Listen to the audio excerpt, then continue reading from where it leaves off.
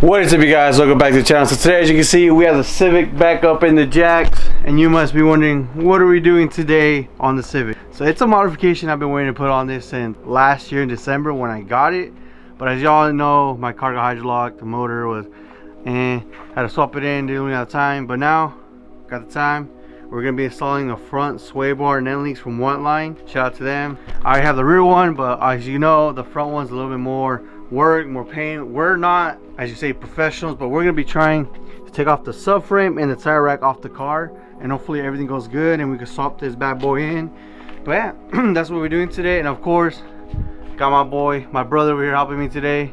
As you know, his project car, the Jetta, nice running and smooth, past smog, a little update. But more parts coming in for the Jetta later. But today we're gonna be focusing on the SI and looking how to take off the subframe and tire rack to get this bad boy installed. So let's get to it. All right, so first things first, you want to do is go down here to the steering column. As you can see here, there's a little cover here. Just want to take it off. There it is. As you guys can see, there's a little nut right there. Let me zoom in real quick. There it is. That nut right there on your steering column, that's what we want to remove. What I believe is a 10 mil.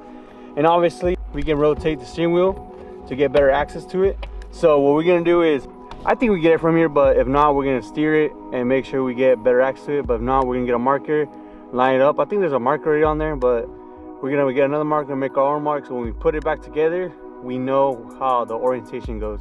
But that's the first step, so let's go get the tools. All right, as you guys see, the steering column's a little different from before. I did have to turn it because it would hit this bracket right here for the plastic. So of course, gotta turn it, and got a 10 mil right here. We're gonna go ahead and remove it. But before you remove it, you gotta make sure you gotta mark it. So I'm gonna mark it with my red Sharpie real quick, and then get ready to take this off.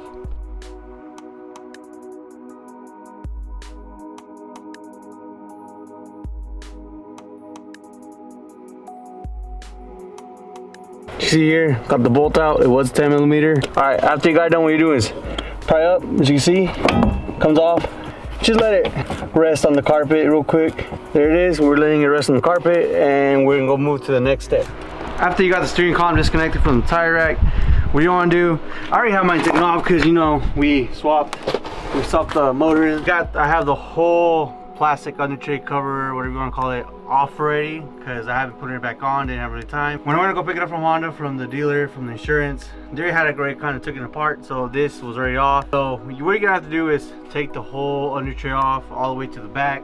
Yeah, so we have it all, so we don't have to worry about that. What we're gonna move right now next is the end links on each side of the car, and we should, after that, it should be mostly under the car from then on.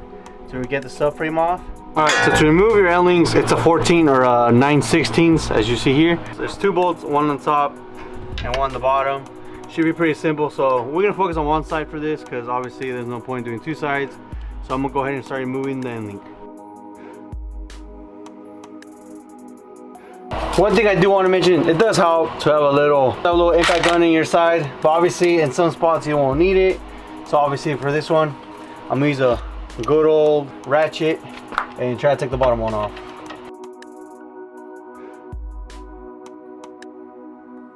So you can see, I already took these a bunch of times before I try to install this.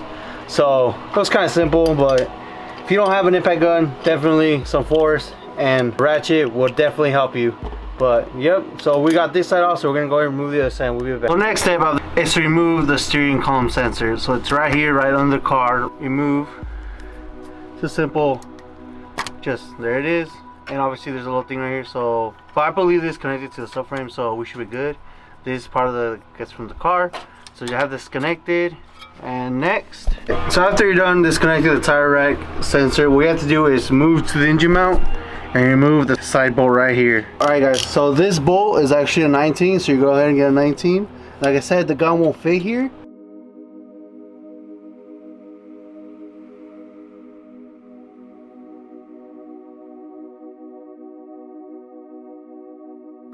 All right, so as you guys saw that I did struggle to get this off, so maybe it is a good idea to take this off, but I just pushed on it, flexed a little bit up, and it does help to loosen the 3/14 nuts right here. But yeah, I just flex it and easy disconnects, comes off.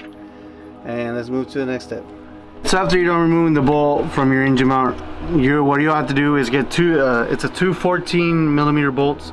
It's right here on the core support brace, one up here and one down there. So we're gonna go ahead and remove that. And after that, what you have to do is, if you have a stock car, you should worry about this. But if you don't, if you have a aftermarket intake, you don't have to worry about this. I'm pretty sure you took off the stock airbox and all the complete assembly. But up, so you see here, it connects to the subframe, so you have to remove the top bolt up here. But I'm gonna see if we can get away just removing this bottom one, but if not, we have to remove the top one. So yeah. All right, so we forgot to press record because we were trying to figure out how to remove this. So as you guys see, there's two holes right here. It's the outer second one, the outer two on each side of the vehicle. It's 2/16s. To show you a little example, it's right here. And as soon as you take it off, it comes off. Obviously, you still need to take off that 14. So just go ahead and remove so there's two on each side, so full total 4. So and then the support brace comes off, and now we're gonna move on the stock intake. All right, guys. So it is a 10. It's right up here. Let me give you guys a closer look.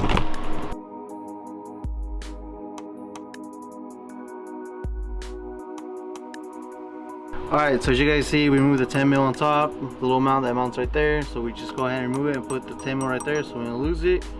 So let's go ahead and move on to the next step. Alright, so next we have to remove the tie rods on each side. So obviously I'm going to show you one side. So get a pliers, safety pin, straighten it out. Let's see. It should come right off. See right there. And then this nut actually is 19mm. So we go ahead and put our impact gun, set it down, and start moving it. But you're not done with the nut just yet. You want to get the nut back and screw it in just flush enough. That's flushing right there on the top, right there. And get you get a hammer, but we have a rubber mallet, you know, not cause any more damage. So we're gonna just go ahead and hit it.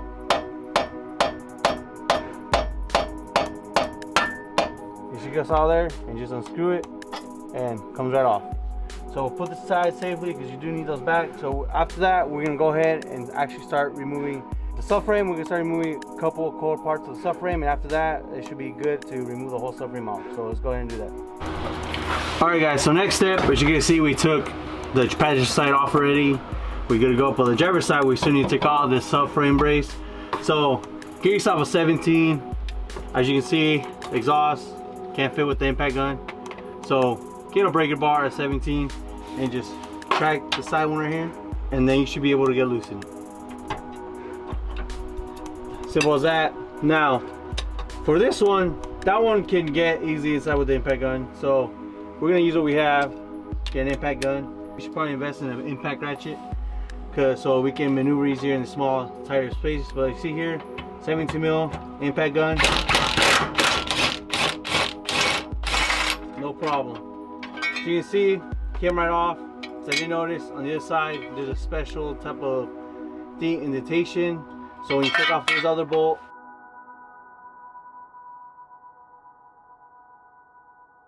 two pieces that go into the subframe brace. So this pretty much goes in like this, and then obviously when you put it back together, you put the screw on the other side, and it holds it together. We're gonna go ahead, after you remove these two braces, then you're ready to, you know, support the subframe, so you're ready to take it off. So we're gonna go ahead and start thinking of how to take this off to support it. So let's get to that. All right, so we got the subframe nice and jacked, so it supports it. 4 bolts on obviously same equal sides, so we already took the driver's side off. So we're gonna have to remove this one. This is a 17, and we're gonna go ahead and remove it. Now the other one is more back, and we're gonna go ahead and remove that one. Alright, so you can see my brother and I did it. We had to use a 2-man team to make sure nothing was hanging on there, nothing was binding, nothing. So that's what we kind of record. But right now I can point out what bolts you need to take off. There's the main ones. There's one right here on top, and this one right here as well. And obviously you have to remove wheels itself, because it was obviously this holds it. So we removed that. That was an extra step we took just to take the subframe out. So we removed it, as you can see. After disconnecting everything came out normally. So right now we're gonna go ahead and remove the steering rack itself off the subframe. Let's go ahead and install the long-awaited front sway bar. Let's go, Emmanuel. We did it, boy. We learned how to take it off. Woo! It was a deadly experience. More intimidating than it looks. just need to know obviously where all your bolts go. I have set them up, I know exactly where they go, so we should be good. So we'll be back. All right, so we have to remove some brackets obviously off the subframe so we can move the tire rack. So here's a bracket right here, 1, 2, 3, and there's one back here. So we're gonna go ahead and show you it's mostly 19 millimeter and a 14 millimeter. So we're gonna go ahead and show and start removing it.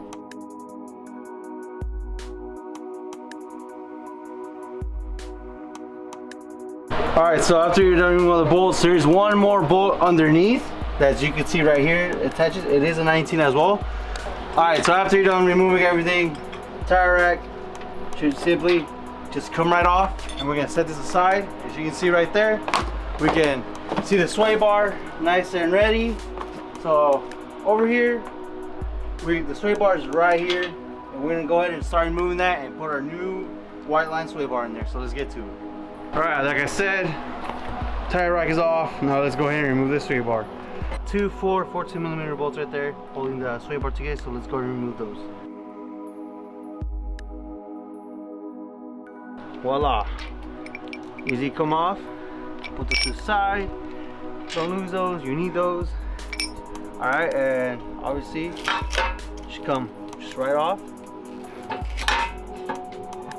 Boom, old sway bar off. Time to go ahead and unbox this one and install it inside the subframe. All right, yeah, as you can see, there's a little difference between the stock sway bar and the new Whiteline sway bar. This one feels a lot heavier, a lot more durable. This one, like nothing. If you guys seen my rear sway bar install, same thing. It comes with its own lubricant inside the little rubber, and just try to match it up as best you can. Obviously you can move it while it's on there and before you put the mounting bracket back on. So we're gonna go ahead and do that.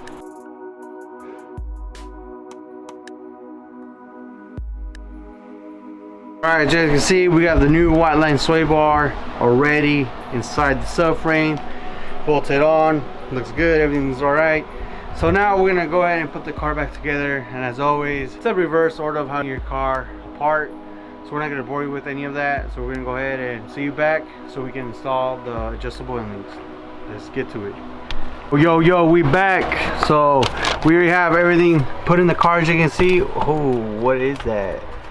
That's the new Whiteline end link with the sway bar. Let's go. Don't mind the dirty brake caliper, that paint's coming off. But we have the new Whiteline end link that we're gonna install on this side. We already did on this side.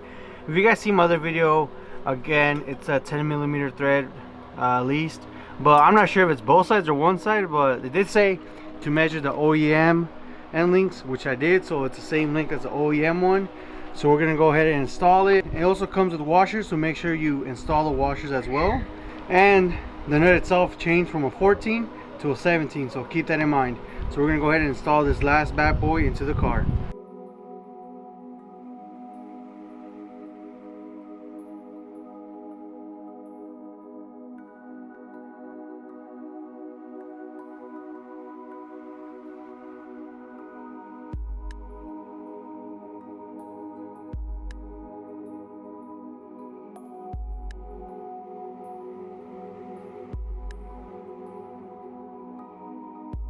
Alright, you guys saw the little quick time lapse. Boom, already installed. Put a couple, Whiteline decals on there so they know. So that completes it. Been waiting for this install since December, but obviously in January, that's when my whole hydrolock situation happened. So we got the whole Whiteline kit on the SI, but of course, at my time of absence, they've actually released more Whiteline products for my car. And I think I'm gonna get on that. I'm gonna make sure my car is as stable as I can get it, because I want to go skirt climbing some mountains up in the mountains behind our little town. But yeah, guys, that was more or so a little install. Saved myself 400 bucks. Did it myself with my brother and I. Of course, a little jet on the back. Don't worry, guys.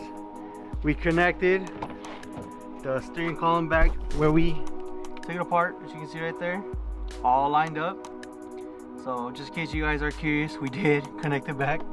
We just need to put the plastic cover that's on the hood. So yeah, that's gonna do it for today's video, you guys. We successfully installed something. If we didn't, you'll know in a couple of days or not if my car fell apart. But that's gonna do it for today's video, guys.